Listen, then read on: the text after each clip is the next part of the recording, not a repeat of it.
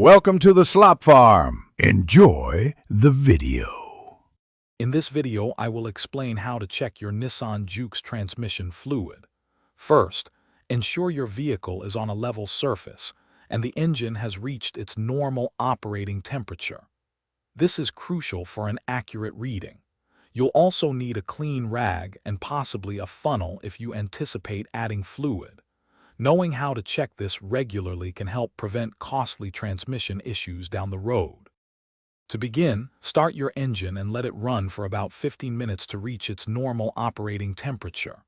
While parked, carefully shift the gear selector through all positions, pausing briefly in each, then return it to park. Now, open the hood and locate the transmission fluid dipstick.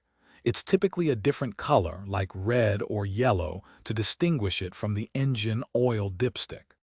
Carefully pull out the transmission fluid dipstick and wipe it completely clean with your rag. Reinsert the dipstick fully into its tube until it seats properly, then pull it out again. Observe the fluid level. It should fall between the hot or full marks on the dipstick. Also, note the fluid's color and smell. Healthy fluid is usually reddish and clear, not dark or burnt. If your fluid level is low, it could indicate a leak, which needs immediate attention. If the fluid appears dark brown or black, or smells burnt, it's time for a fluid change. To add fluid, use a funnel and pour in small amounts, checking the level frequently. If you need to add fluid, a fluid extraction pump can make the job much easier.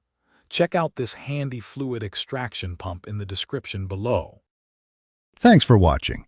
Consider subscribing if we helped you today.